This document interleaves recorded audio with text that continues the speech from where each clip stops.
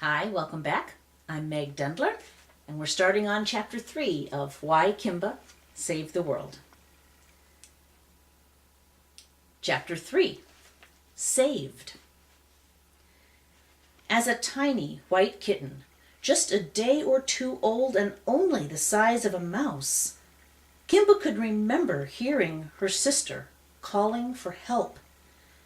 It seemed like she yelled all day, but no one could hear. "Hello," the black and white kitten yelled. "Is anyone there? We are so hungry." Hungry. Kimba can still remember how desperately hungry she had been. So hungry that she couldn't even move. Since she didn't know what it meant to open her eyes and look around, the pure white kitten just tried to sleep. Her sister kept on yelling. "Hello," Hero called to anyone who might possibly hear. "Please help." Then Kimba heard another sound. It was a deep, low voice making soft noises that for some reason made her sister yell even louder. Then there was an odd sensation, like floating, that went on for a long time. Then more soft voices and gentle cooing sounds. Some were from the low voice, but there were others now that were high-pitched and squeaky sounding. The white kitten had really just wanted to sleep and never wake up. But she felt soft rubbings on the top of her head that wouldn't let her sleep. And then a warm deliciousness was dripped into her mouth. There had never been anything so wonderful in the whole world. It roused her from her stupor, and she mewed one wee bit. "Oh, such a tiny baby," a gentle voice whispered to her. "Come on, have a drink. It looks like we found you just in time." Close by, she could hear her sister still hollering, but also making eager smacking noises. Then it was all too much. Tummy full of food, she slipped into a much-needed, peaceful sleep. Over many days, the warm, gentle hands roused her, gave her drops of the yummy liquid, and then tucked her back in to sleep.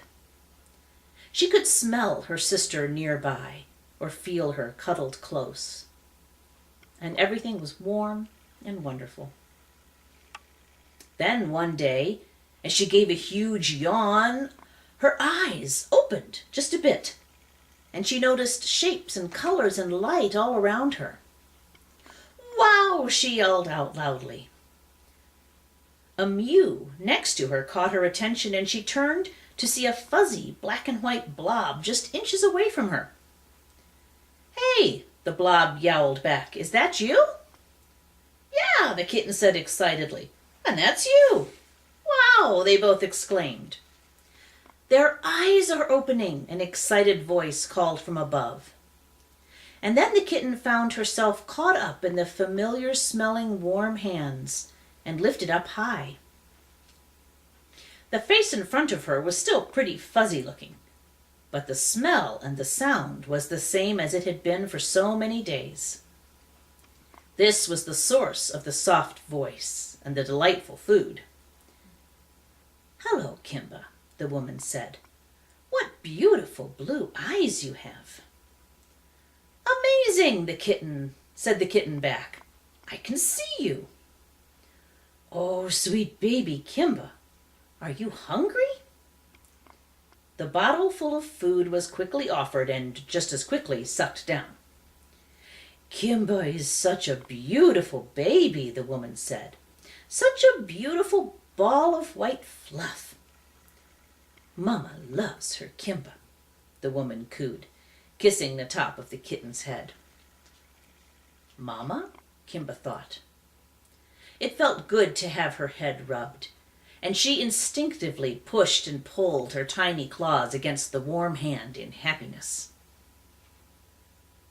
Kimba heard a squealing mew next to her and turned to see her sister, all black and white and fuzzy, enjoying a bottle in another pair of hands. "Is Hero having her dinner too?" Mama asked. Hero started screaming again. She sure made a lot of noise all the time. "Oh, Hero's a noisy one," Mama agreed, as if she could understand Kimba's thoughts. "But that's why Daddy found you two. All that noise and bother she was making." "Daddy?" Kimba looked up from the hands gently cradling her sister and saw a furry face. "Hello," she said to him in his squeaky mew. "Well, hello, baby Kimba," the man said. Daddy. Mama and Daddy and Hero. A full tummy, and now she could see. It was all good. Mama set Kimba down on the vast expanse of softness on the bed between her and Daddy. Hero was tucked in next to her. There were soft noises and music coming from somewhere in the room, but Kimba would worry about all that later. For now, it was time to nap again.